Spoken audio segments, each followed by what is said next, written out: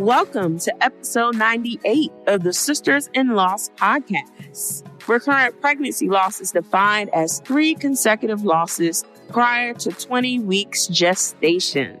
Today's guest, Tanisha Garnier, has experienced the loss of her son Xavier Lawrence at 21 weeks due to a short cervix that wasn't detected until her 19th week ultrasound.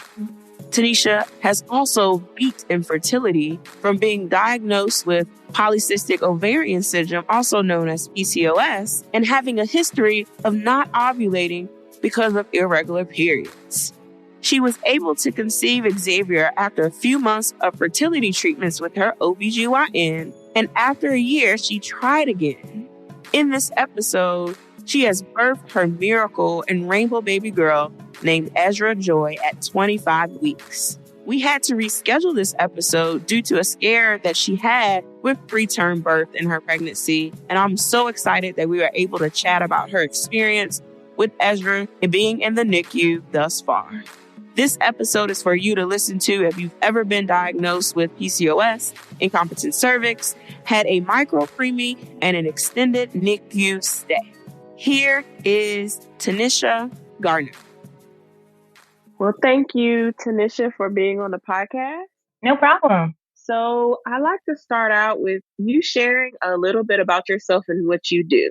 Okay. Well, right now I am a stay-at-home mom, but me and my husband live in Birmingham, and I have worked as a family therapist. I've worked in a church nursery.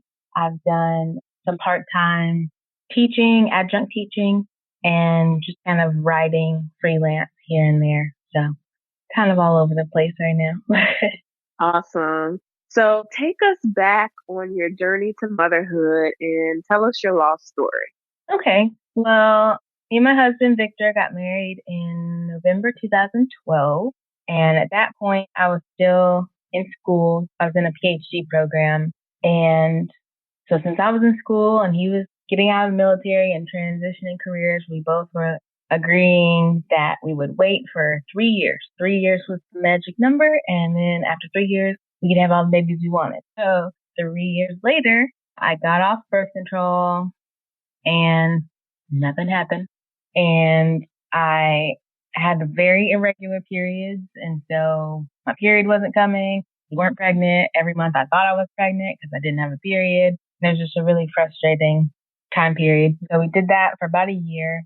After that, we went to my gynecologist and explained what had been going on and Clomid. And we started off, eventually ended up at 1 round. And the first 2 didn't work.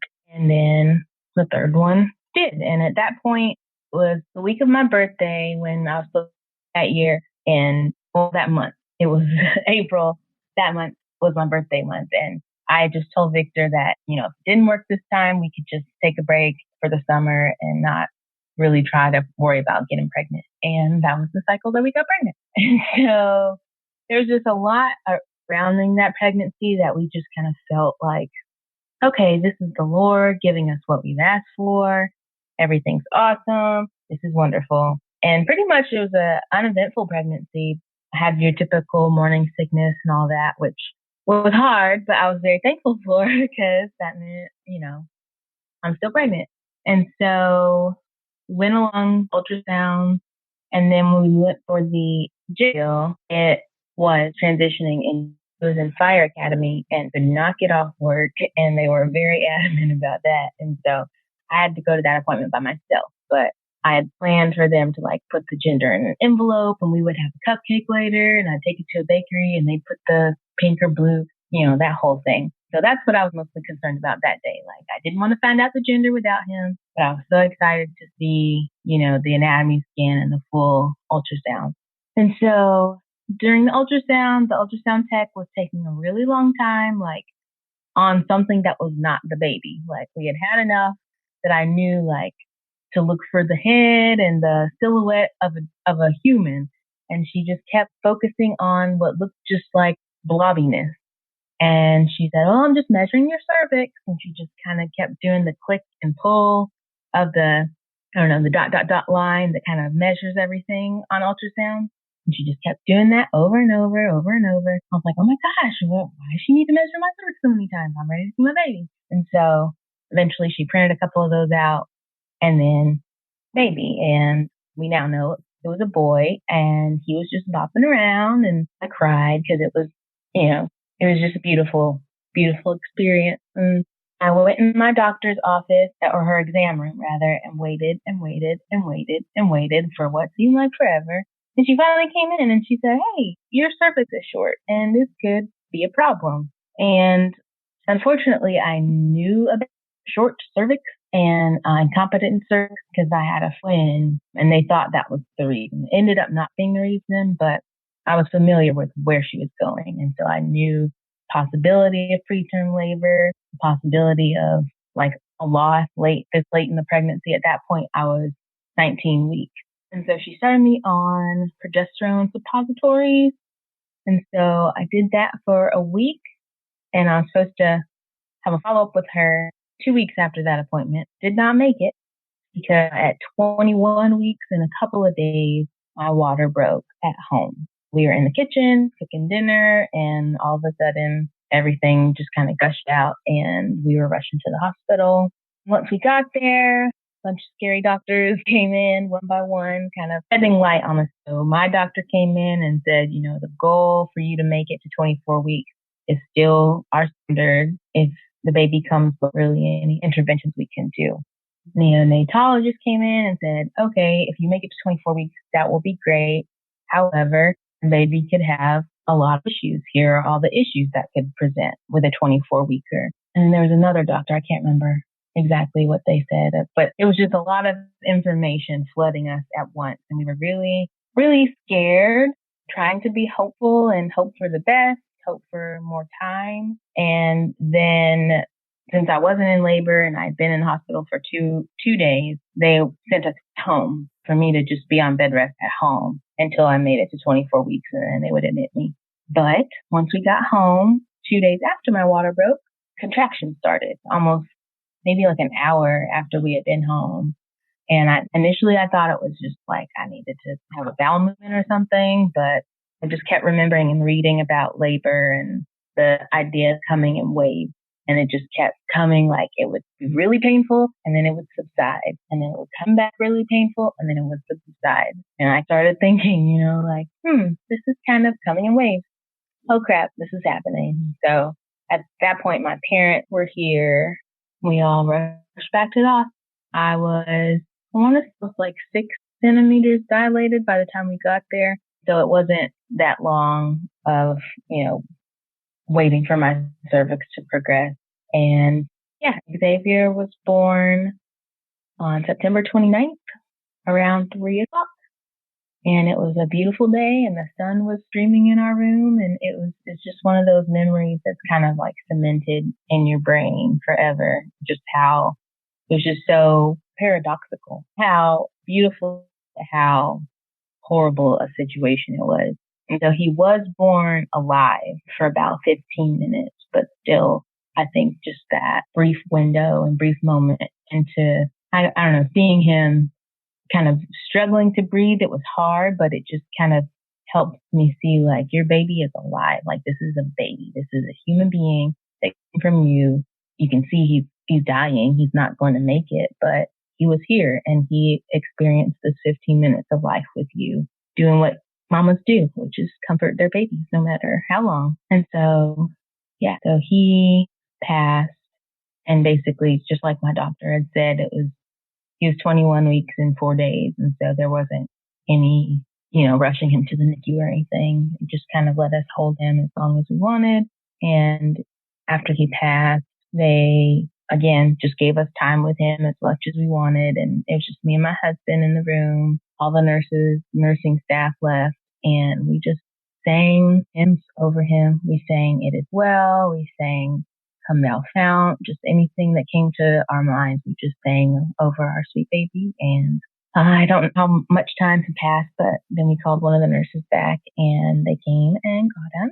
And that's pretty much the story. I was in the hospital till the next afternoon, and then we were discharged. And so we had that weird weird feeling of leaving the labor and delivery floor without your baby.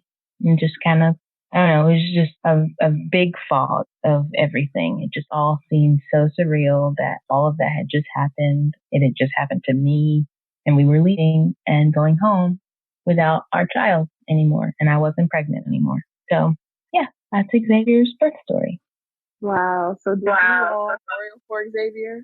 We didn't. We had our pastor came that Friday after he was born. Our pastor and a couple of really close friends and our parents were there. And we sang a song or two. I read a letter that I had written to him the night before he was born. And yeah, our pastor shared some words, but in the state of mind I was in, I don't really recall what they were, but I just remember feeling very comforted and, held up by the people around us, which was really good in a horrible situation. But absolutely. So take us back on how your faith played a role into you grieving and going through the healing process after your loss. That was very difficult. So I've been a Christian for the majority of my life. My parents raised us in church.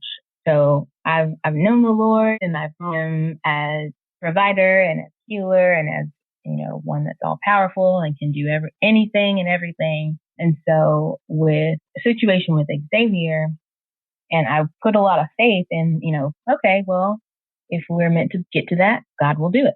And so the fact that we didn't really, it took a toll on my faith, honestly, because I felt like, here we are, we're a Christian couple, we try our best to live righteously, and this horrible thing has happened to us. And not only that, like I mentioned, my friend had lost twins the year before. And so it wasn't just like a selfish, like it's happening to me again. I was thinking broader with our church community, like, oh my gosh, this is another, horrible situation where parents have lost after having this whole body of believers behind us and emails and texts going out telling everyone to pray and believe and have faith. And it didn't work, quote unquote. And so it really made me reevaluate my idea of who God is and what his sovereignty means. And these really horrible situations, really hard seeing your child in any kind of pain. It's like, no, let me stop it immediately. And so, but to women and families all around the world, and I just thought, if he could stop this, why doesn't he? And why does this happen? Like war and famine and all these other things, I feel like they're bad, but they're kind of consequences or cause and effect. Like this country says the border's here, this one says it's here, they don't agree, so they go to war. That's fine. Like it sucks, but it makes sense. But a baby be conceived to die didn't worldview of what was right and good. So the whole season was just really, really bad for me and my faith. I didn't want to go to church and be around people. I didn't want to see people with kids. I just wanted to be isolated. That's what I did for the most part. It was miserable. Like I thought, like this is what I need to do to cope, but hiding and stuffing, and it was not good. And so when my due date with Xavier passed, which was February, I would say that was probably the darkest period. I never walked away from my faith, but I did at that point take okay, I'm just here. Like if I go to church, I'm just here. I'm not paying attention. I'm not trying to learn anything. I'm just here. And then in March, I started going to counseling with a Christian counselor in town, and she just kind of write out my notes and go to my session on Thursdays. And I think that exercise alone did wonders for my relationship with the Lord, because I think it's really easy as Christians to feel like, okay, bad stuff happens, but God is good and we have to keep moving along. But David shows us very clear examples of, this is not what I wanted and I'm upset and I'm mad at you. And it sounds bratty, but I think especially in grief over something as horrible as child loss, you have to have that reality check, I guess, with God where, he is good and he is sovereign, but there are things that are in his plan that we would not put there if it was us. And so that just really gave me a freedom to pray in a way that I didn't think was allowed. I thought, you pray to God for, thank him and give him glory and praise him. But you don't do that. You think he's horrible. Like you don't do that. A couple of other people just kind of helped me have a language for how I felt of the Lord and the beauty of the cross in light of grief. And so around Easter that year, had a whole lot of meditation and thinking about the cross and not only Jesus and God being separated when he was crucified, but I really focused in a lot on Mary, which I'm not Catholic, but just seeing her as his mother and watching her son suffer, it really resonated with me. And so it was really, after April that year that started to turn around in my relationship with the Lord. So I hope that answers your question. Oh, no, that absolutely answers my question. Today's podcast episode is sponsored by Living Waters Doula Services. Out of her belly will flow rivers of living water. Rivers carry life and bring it forth to those who need it. I am excited to begin offering Living Waters Doula Services to my sisters-in-laws. What is a doula? A doula is a non-clinically trained support person who provides emotional, physical, and informational assistance before, during, and after childbirth. My goal as your doula is to help you heal, remove anxiety and fear, and find peace and hope on your infertility and pregnancy journey. If you are currently trying to conceive and would like fertility support, if you are currently pregnant after loss, or if you want grief support for your recent loss, I'm available to share space with you as your doula and support you on this journey. For more details about Living Waters Doula Services, visit ericamcafee.com/doula. That is ericamcafee.com/DOULA. I'm excited to share space with you. So take us on your journey to trying again and having your rainbow baby and that whole pregnancy. So kind of going backwards, after Xavier passed, which was September, I had a natural period, like I wasn't on birth control or anything, that November.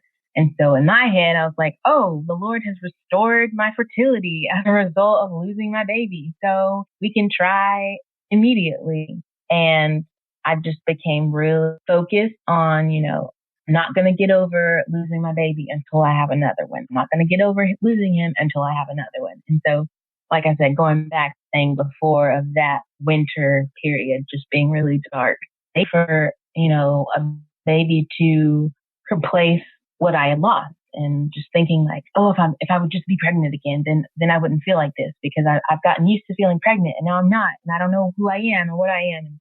I just need to be pregnant again. And that was wrong. I can't speak for everyone, but for me and for my family and with my husband, that's not what God needed for us at that time. And I can look back now in hindsight and see, oh yeah, totally. And so after 17, we decided like, okay, we're just not even gonna try.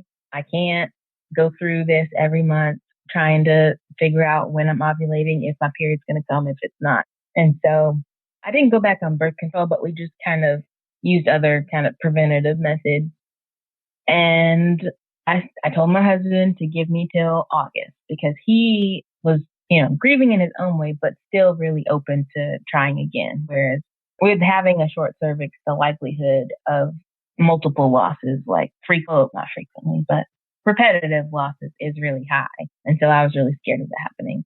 But I said, give me to August and we'll start the whole thing over again. So August last year, we moved to a different doctor. We started seeing like a reproductive, and I had been diagnosed PCOS. I don't think I mentioned that. So we went with that. He confirmed that diagnosis through some G test, which is where they do the dye in your fallopian tube to make sure they're clear, and they were fine. And so he started me on, I just forgot the name of the medicine.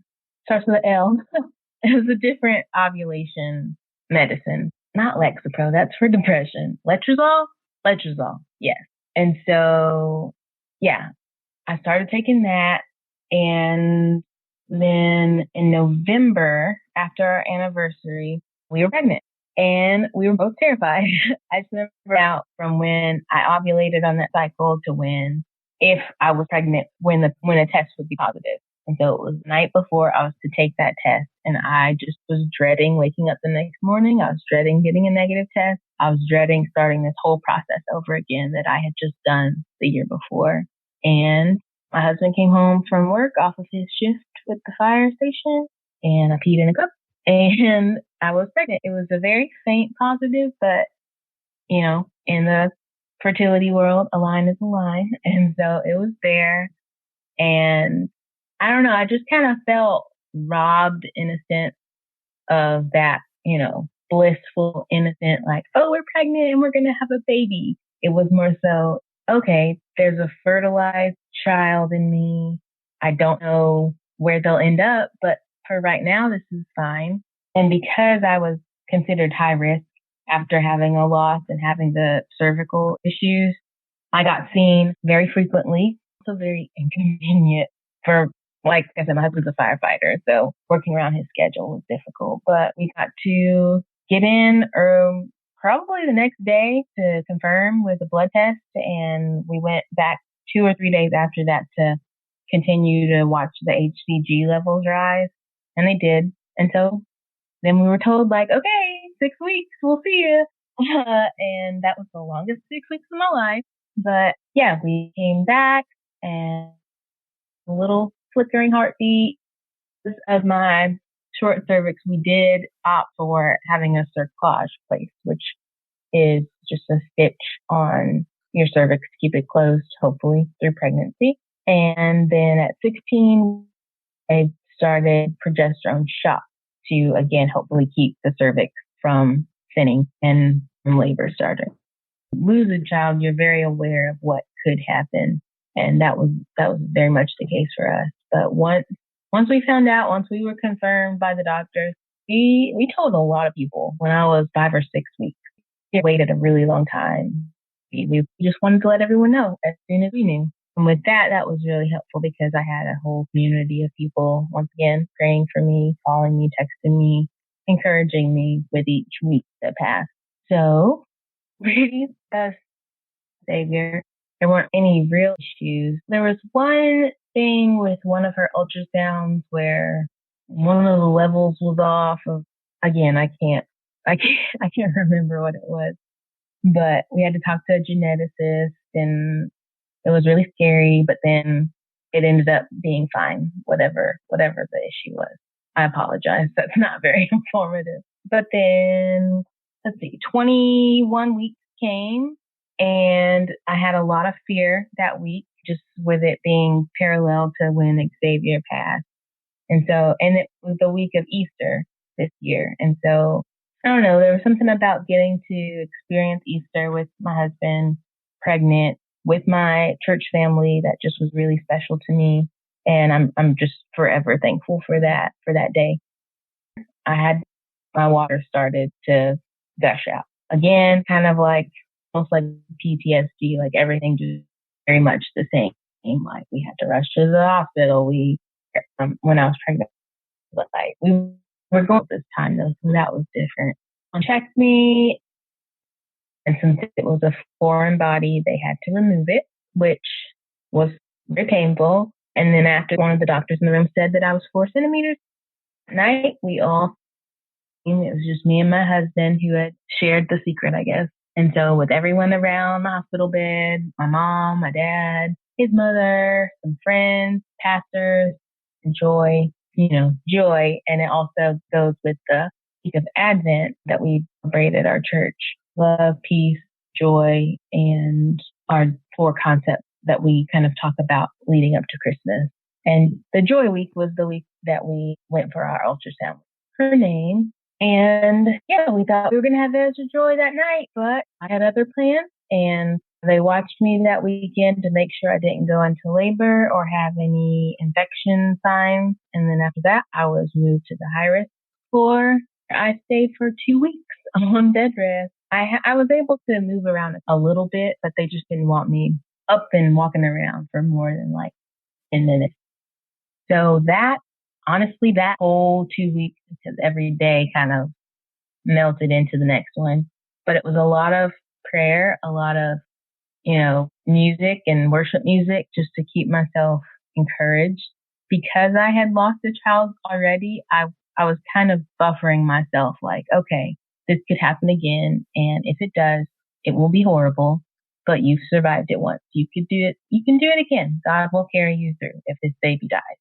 The pregnancy and even like in motherhood, mothering her, it's all held with kind of a loose hand where she's a gift that God's given us, but ultimately she's not ours. He is sovereign and he loves her more than I do. And he is going to take care of her in ways that I can't. And so, I was on bed rest for 2 weeks. Then labor started one night.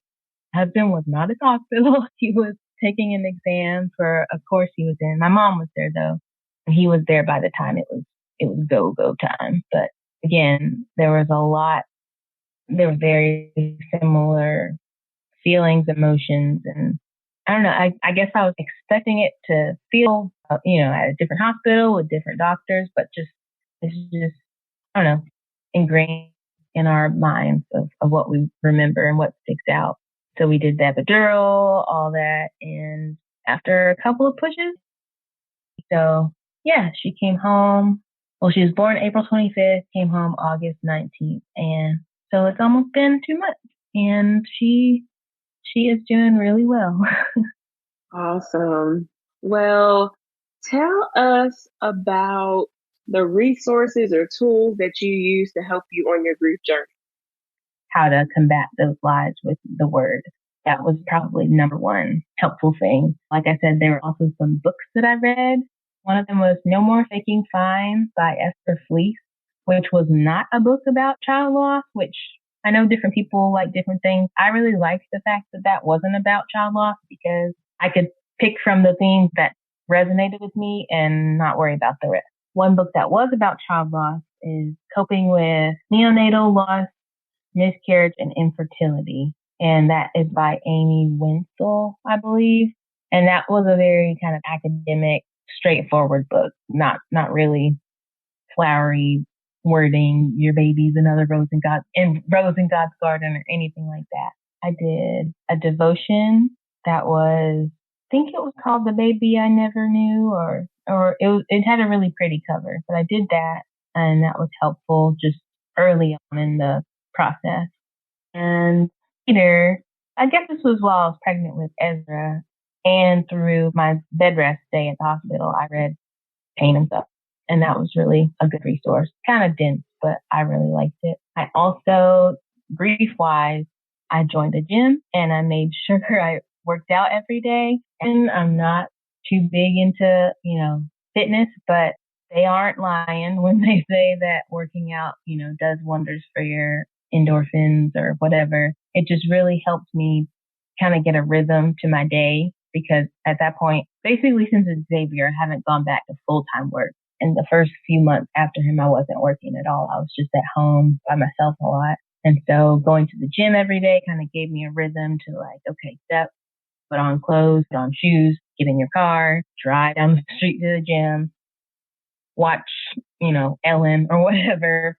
I didn't always kind of battling with my relationship with the Lord, but I did have really good community around me.